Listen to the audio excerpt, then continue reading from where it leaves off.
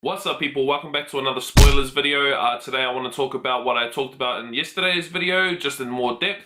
Goku's new form, his new transformation, we have got it revealed this week. We've also got the synopsis for episode 111 to 114, so we'll break that down all in this video. One thing I say and always keep.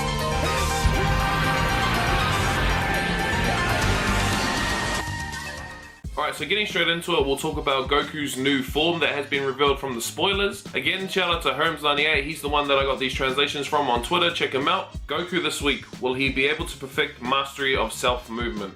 Goku has been injured head to toe by Jiren's attack. However, immediately before going down, he starts to awaken a new power called Mastery of Self-Movement. What could this be? Okay, so just quickly to start off with, if we're going to assume that this is going to be Goku's new form, and I'm pretty sure that's what it is, that's what they have been building up towards, is this one moment where this is going to be Goku's new form.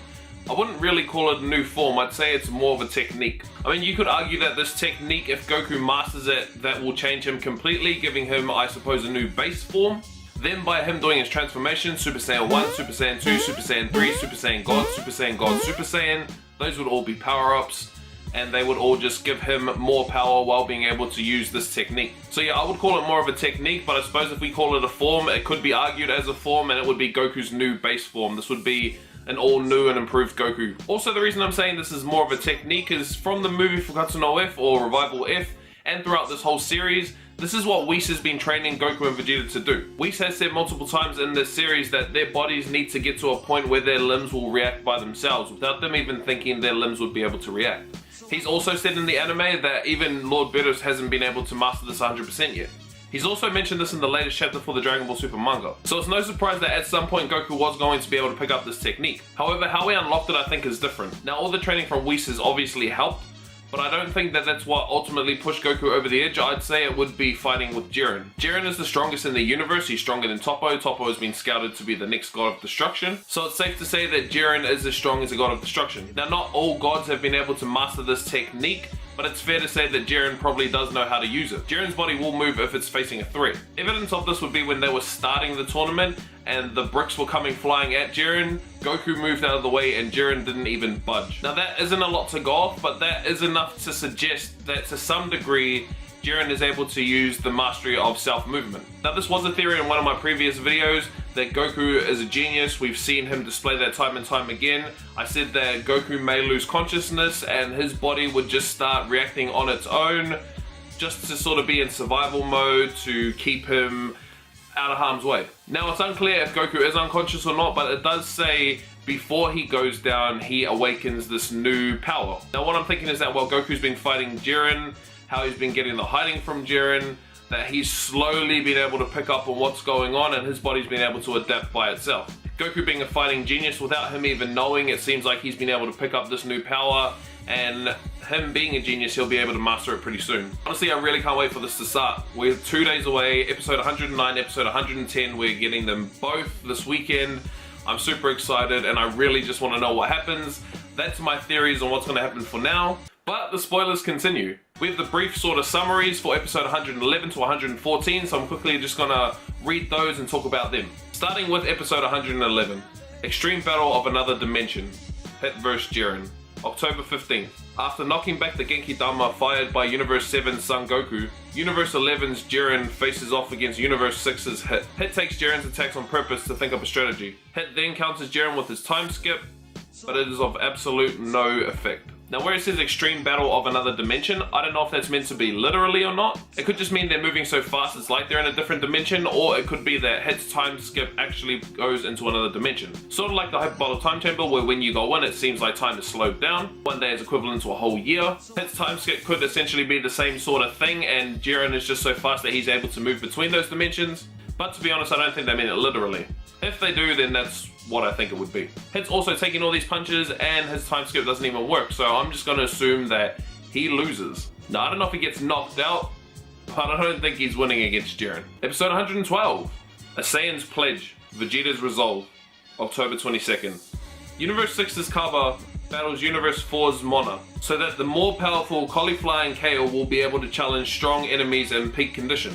Pushed back by Mona's attack, Kaba is almost knocked out of bounds, but is saved by Universe 7's Vegeta.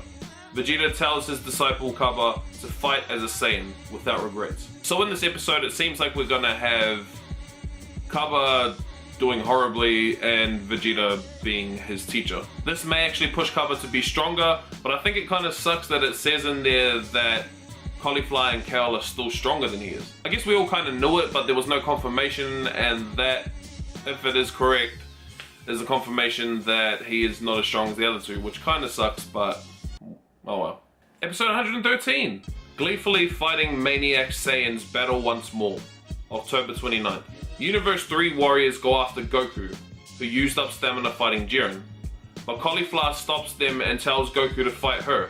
Goku readily agrees, but lacking the stamina to become a Super Saiyan, he aims to increase his stamina while fighting. So, like I theorized before, it is Saiyans versus Saiyans, which is actually really cool. Goku versus Cauliflower, which normally Goku would wipe the floor with Cauliflower, but she can go Super Saiyan 2, and Goku can't even go Super Saiyan at the moment. Now, there's no way that Goku's going to lose this fight, but he is drained of stamina, so I don't know how that's going to work.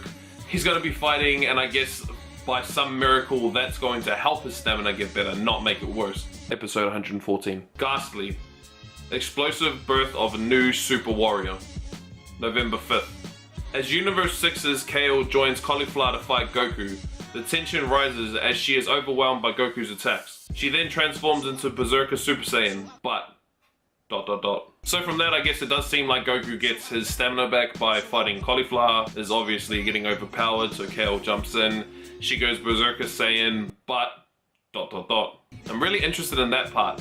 Are we going to get a new transformation from Kale? Because we already saw that she sort of was able to take that power, make it into her own, become calm, and use it the way she wanted to. Where does she go from there? Does she hit Super Saiyan 3?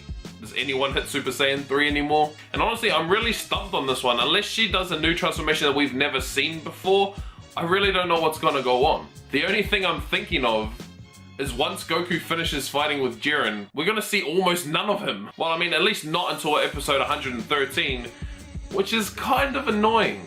I know it's only 2 episodes without him, but it's 2 episodes without him after we see him do something that he has never done before. I'm pretty sure we all want to see it.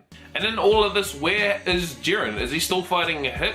Are these episodes going to be like 2 minutes apart from each other and they're real time and Hit is still taking on Jiren? Like I said, guys, super excited for this fight. I really can't wait for it to happen. 2 days! We are 2 days away from the biggest fight of the year. I mean, Conor McGregor and Mayweather was a spectacle, but this is the fight. But that is all the spoilers I have for you guys today. Let me know what you guys thought about this video. If you liked it, give it a big thumbs up. Subscribe to my YouTube channel if you already haven't. And honestly, let me know in the comment section below. What do you really think about Goku hitting this new technique form, whatever you want to call it? Honestly, I'm really happy about it. I didn't really want to see a new hair color. It's actually really cool to know that he'll be able to use this while he's in Super Saiyan Blue. Or maybe he won't. Who knows anything at this point? If you want to see my face out of this setting, maybe check out a couple of my other vlogs. But as always, people, thank you so much for watching. Let's get ready for the fight in 2 more days. I'm the Saiyan Satsumi.